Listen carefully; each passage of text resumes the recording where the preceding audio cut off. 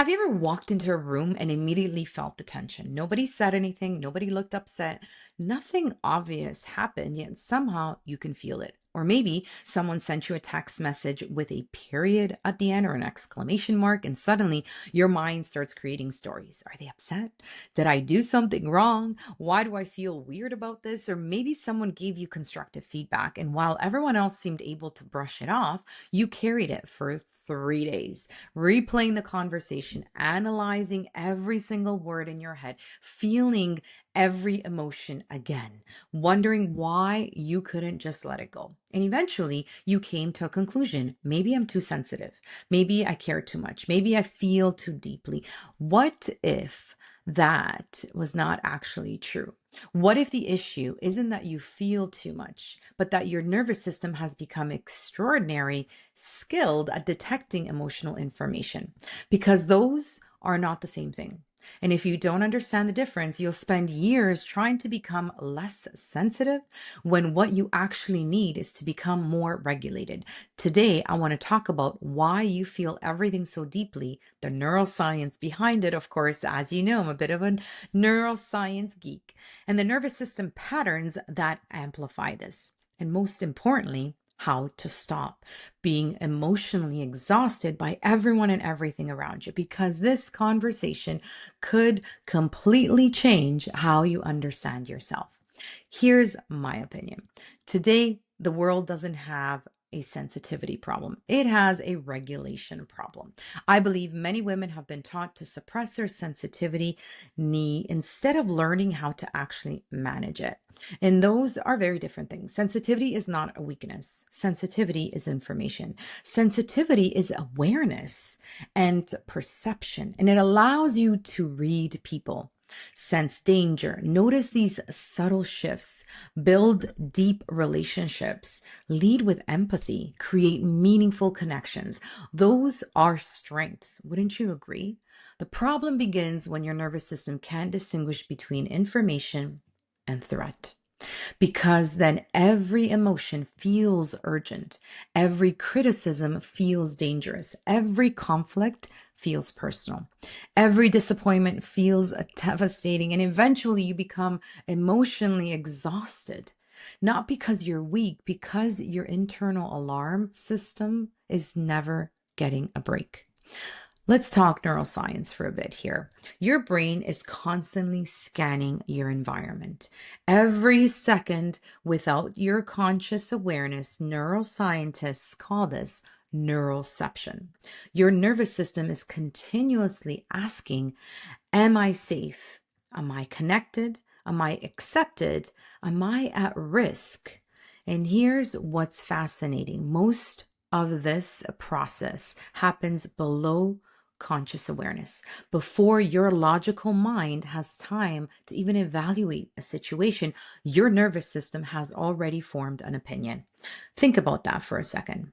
You don't just think your way through life, you feel your way through life first. Then your brain creates a story about what you're feeling, which means many women aren't overthinking because they're broken. They're overthinking because they're trying to explain sensations that already exist in the body.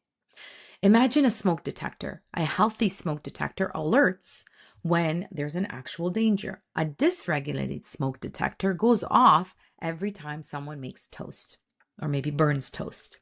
That's what happens in many nervous systems. The sensitivity isn't the problem, it's the calibration that is. And that's where everything changes. Let's talk about why. Some people feel things more intensely than others. Wouldn't you agree? Makes sense, right? Some people that are a little bit more sensitive than others. There are several reasons for this. The first is biology. Some people are naturally more sensitive to stimulation. Researchers often refer to this as high sensory processing sensitivity. High sensory processing sensitivity. These individuals notice details that others may miss. They process experiences deeply. They often have this strong intuition. high empathy, rich emotional lives. Again, not a flaw, a feature, but it requires skill because without regulation, sensitivity becomes overwhelming. Do you know anyone like this? Maybe it's you.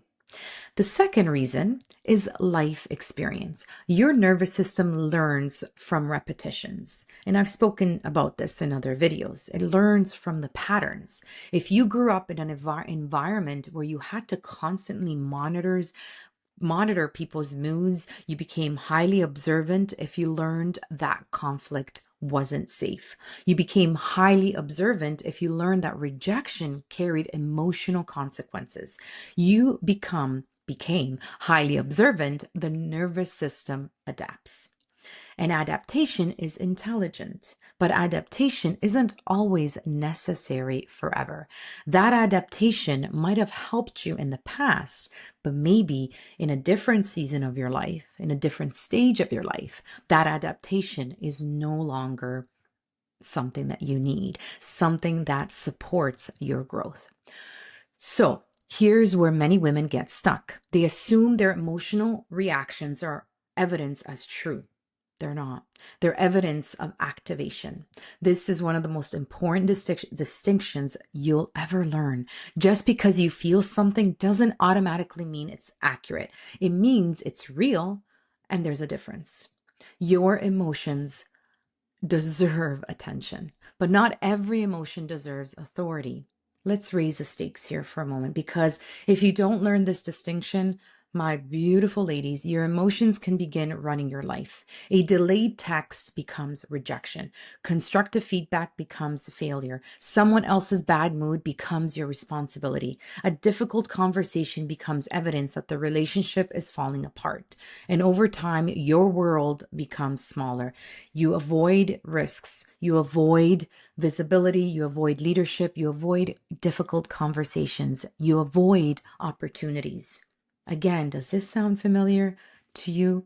Or maybe you know someone that this sounds very familiar for, not because you're incapable, because your nervous system associates that discomfort with danger, right? It's that adaptation that it has made years ago.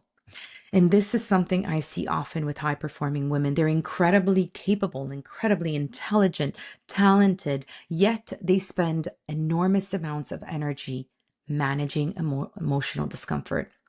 Energy that could be used for other things, right? Creativity, innovation, leadership, connection, growth. Instead, gets redirected toward protection. And protection is expansive, right? Because it's exhausting as well. I want to leave you with something, right? I always want to leave you with, because yes, I said the science and I'm giving you the reality, but I want to introduce you to a concept most people have never heard of: emotional contagion. Human beings absorb emotional states from one to another, right? From one another. Your nervous system is constantly picking up cues, facial expressions, tone of voice, body language, energy shifts, right? This is normal. The problem occurs when you absorb everyone's emotions but don't know how to separate them from your own. Suddenly, you're carrying stress that isn't yours, anxiety that isn't yours, frustration that isn't yours, fear that isn't yours, and eventually you're emotionally drowning under borrowed emotions. This is particularly common among caregivers, coaches, leaders, mothers, helpers, healers, people who naturally care deeply, who become so skilled at tuning into others that you forget how to tune into yourself. Now, let's talk about what actually fixes this. Remember, I'm going to give you the remedy or the protocol that you can try, because the answer is not becoming less caring. Of course not. It's who you are. The answer is increasing nervous system capacity. Capacity changes everything. Think of two cups. One cup holds 8 ounces. The other cup holds 32 ounces. Pour the same amount of water in both. One will overflow. One doesn't. The difference isn't the water. The difference is the capacity in the cup. Most emotional healing isn't about removing emotion, it's about increasing capacity. Interesting. So, how do we increase capacity, you may ask? Well, first, learn to pause between feeling and reacting. This is where emotional mastery begins. Not controlling emotions, creating space around them. The moment you feel triggered, pause, breathe, observe, and then ask, what am I feeling? And then, what story am I creating? Those are often two different things. Second, strengthen your internal sense of safety. Many women spend their lives seeking reassurance externally, but true resilience actually develops when safety becomes an internal experience. When you trust yourself, trust your ability to navigate discomfort, trust your ability to recover, trust your ability to handle uncertainty, your nervous system begins relaxing. Third, regulate through the body. Most people try solving nervous system problems with thinking, but remember, you cannot solve a problem with the same mechanism that probably created it. So the nervous system speaks a different language. It speaks sensations, breath, movement, touch, rhythm, connection, presence. This is why breath work can be so powerful. You're speaking directly to the system, creating the experience, not just the mind that is interpreting it. So let's do something together right now. Sit comfortably, allow your shoulders to soften, relax your jaw. Take a slow inhale through your nose. And now exhale longer than your inhale. Again, inhale slowly through the nose. And then longer exhale, letting it go. One more time, in through the nose. And then longer exhale, letting it go. Now ask yourself, what emotion have I been carrying that isn't actually mine? Just notice. No judgment, no fixing, just awareness.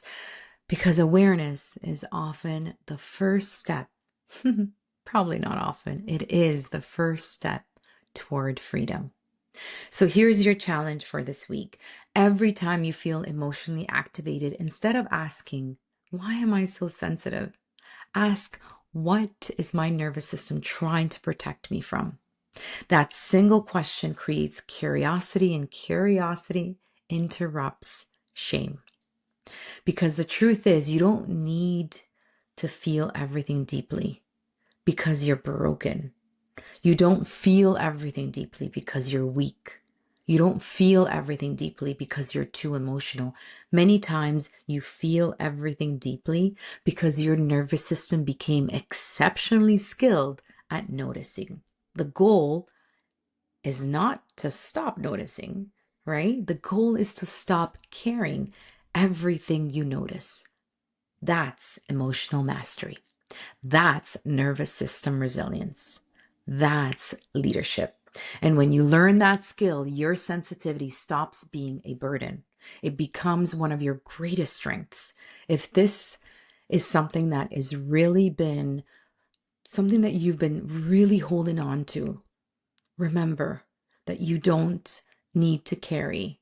You can stop carrying everything that you notice.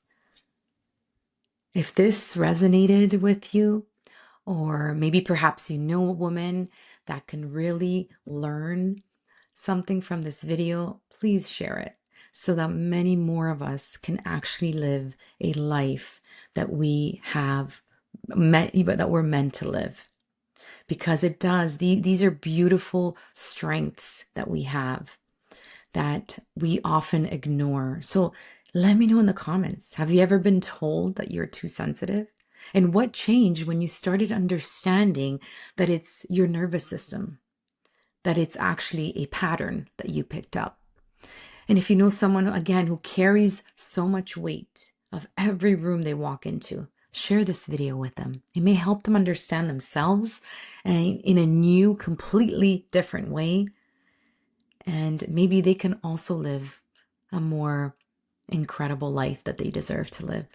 Until next time, remember your sensitivity isn't the problem. It's your relationship with your sensitivity that could be what needs to be addressed. So learn to regulate it, learn to trust it, learn to work with it. And it can become one of your greatest gifts, one of your greatest strengths. I'll see you next time. Your Breathwork Barista signing off. Ciao for now.